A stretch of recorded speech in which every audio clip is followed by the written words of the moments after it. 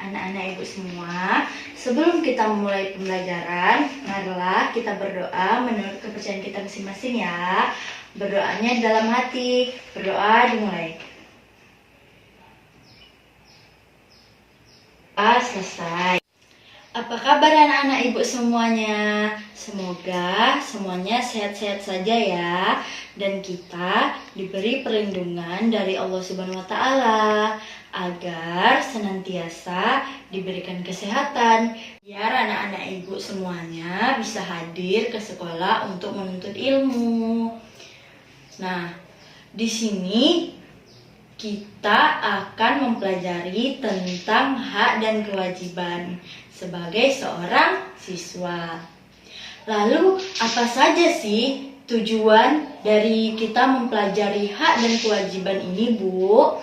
Nah, tujuan dari pembelajaran ini adalah yang pertama, di mana anak-anak ibu semua dapat mengetahui apa sih itu hak dan kewajiban.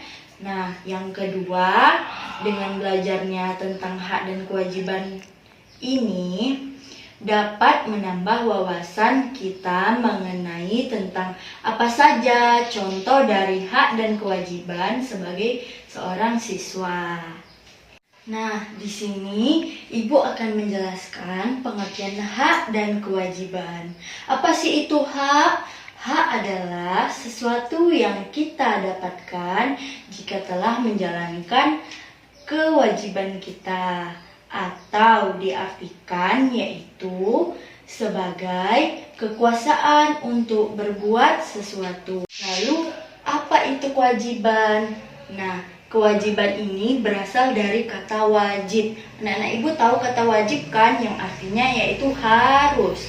Nah, berarti kewajiban adalah sesuatu yang harus dilaksanakan oleh seseorang sesuai dengan aturan yang berlaku untuk mendapatkan haknya.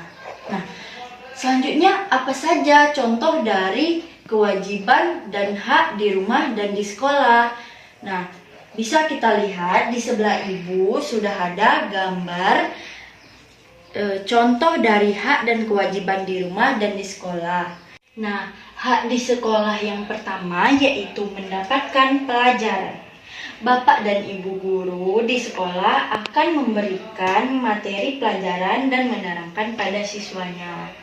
Nah, hak di sekolah yang kedua yaitu bertanya pada guru. Artinya, ketika ada materi yang ada dikurang pahami, anak-anak ibu bisa bertanya kepada guru tersebut. Nah, selanjutnya hak di sekolah yang ketiga ada belajar dengan tenang. Tentunya kita butuh ketenangan saat belajar di kelas agar materi yang disampaikan dan diajarkan oleh Bapak dan Ibu guru bisa kita terima dengan baik. Nah, yang keempat ada menyampaikan pendapat. Ketika sedang belajar atau bermusyawarah, anak-anak ibu semua berhak menyampaikan pendapatnya. Yang kelima yaitu mendapatkan nilai. Setelah anak-anak ibu mengerjakan tugas, melaksanakan ulangan, anak-anak ibu berhak untuk mendapatkan nilai sesuai dengan apa yang telah anak ibu kerjakan. Nah, selanjutnya setelah hak di sekolah, kita lihat hak di rumah. Apa saja sih hak-hak di rumah? Nah, yang pertama, mendapatkan kasih sayang. Nah, contohnya, ayah ibu memberikan kasih sayang untuk seorang anaknya. Yang kedua, yaitu memperoleh makanan.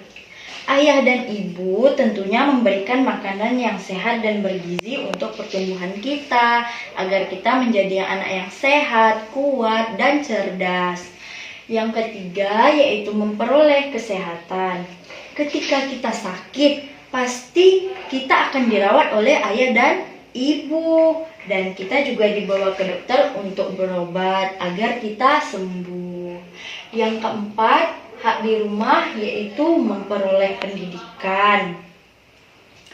Ayah dan ibu pasti memperhatikan pendidikan anak-anaknya. Contohnya, ketika diajarkan di rumah, kita disekolahkan dan dilengkapi segala kebutuhan sekolah kita. Dan yang terakhir ada didengarkan pendapatnya. Nah, ada apa saja sih kewajiban di sekolah itu? Kewajiban anak-anak ibu di sekolah, yang pertama bisa kita lihat, datang ke sekolah tepat waktu. Diusahakan jangan sampai terlambat ya ketika kita berangkat sekolah. Nah, yang kedua yaitu memakai seragam sekolah dengan rapi. Nah, kewajiban di sekolah yang ketiga yaitu ada menghormati guru.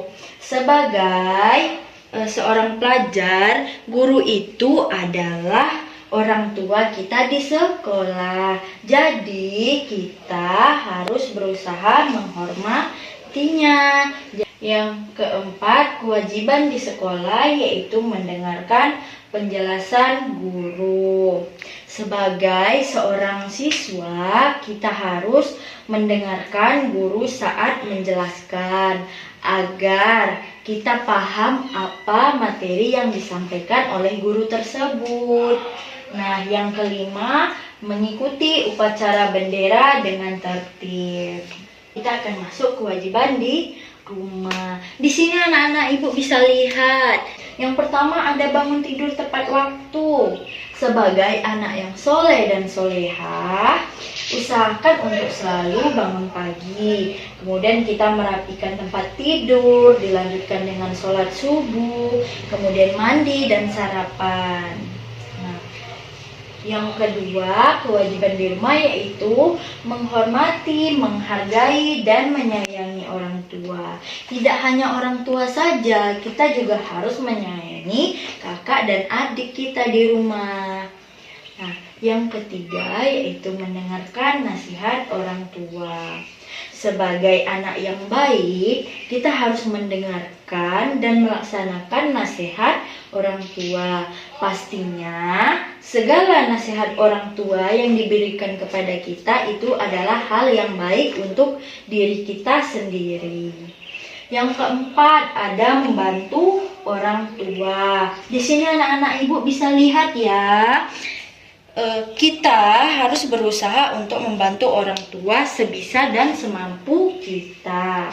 Misalnya seperti merapikan rumah, menyapu, mencuci piring, sesuai dengan apa yang kita bisa. Kewajiban di rumah yang kelima yaitu adalah belajar setiap hari. Karena kita sebagai seorang siswa, sebagai pelajar, jadi kita wajib belajar untuk mempersiapkan pelajaran esok hari dan mengerjakan PR di rumah, bukan di sekolah. Itu adalah kewajiban kita di rumah.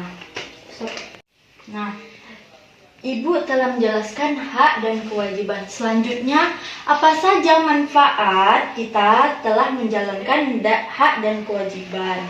Manfaatnya yaitu terciptanya kerukunan, keadilan, saling menghormati serta menghargai, menjadi orang yang lebih tanggung jawab dan disiplin.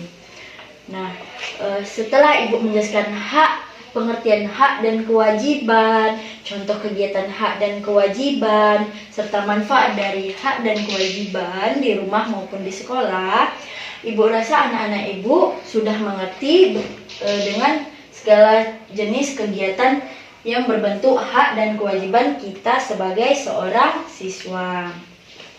Nah, kesimpulan dari materi kita pada hari ini yaitu hak dan kewajiban ini harus dilakukan dengan seimbang. Tidak boleh kita meminta hak tapi kewajiban tidak kita jalankan. Hak dan kewajiban harus dilakukan secara seimbang ya anak-anak, agar membuat hidup kita menjadi lebih baik dan damai. Baiklah, Ibu rasa materi kita cukup sampai di sini. Sekian dari Ibu. Apabila terdapat kesalahan, mohon maafkan. Wabillahi taufiq wa hidayah. Wassalamualaikum warahmatullahi wabarakatuh.